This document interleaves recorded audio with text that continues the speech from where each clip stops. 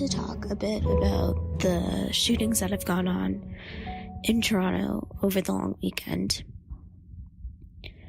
And I don't know how this will come across. It might be a controversial opinion, but I feel like while we do need to mourn and we need to recognize that Toronto is being affected right now by gun violence, we must not focus on increasing police presence. And I'm going to explain why.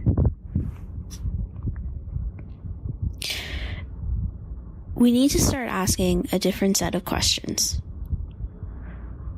We know that in Canada we do have better gun control, and it's easier to go get groceries than to get a gun.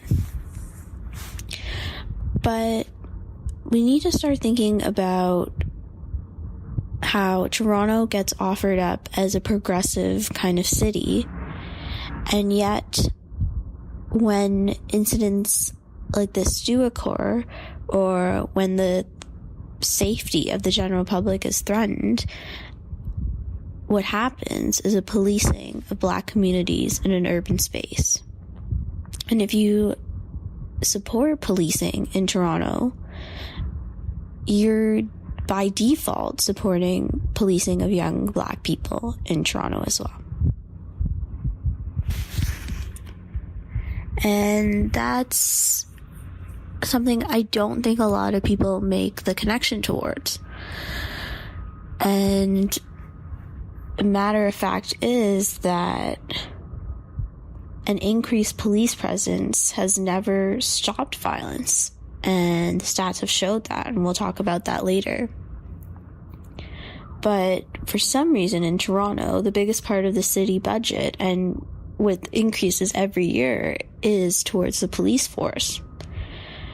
But we know, and we've read reports, that Toronto police services get paid extraordinarily well for doing extraordinarily little.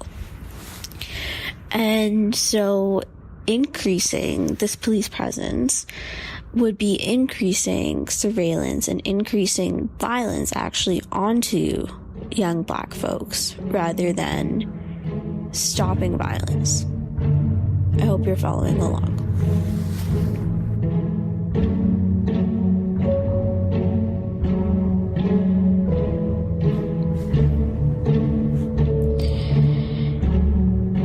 A couple days ago, our Premier, Doug Ford, while that's scary to say, said that Ontario's hard-working police officers deserve to be treated with respect. Well, the thing is that people are dying, and instead we're focusing on why we must treat the police well instead of why is there violence occurring in these communities. And right now, I don't really think we should be caring about the respect for police officers. I have never respected police officers. I don't understand their function.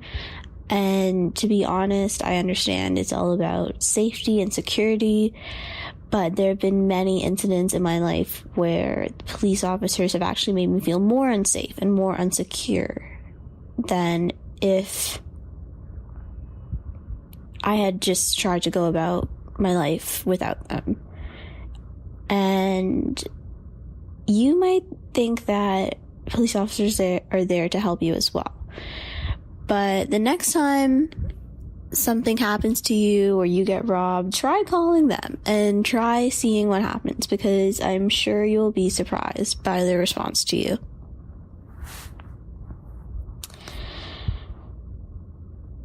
As well, our mayor, John Tory,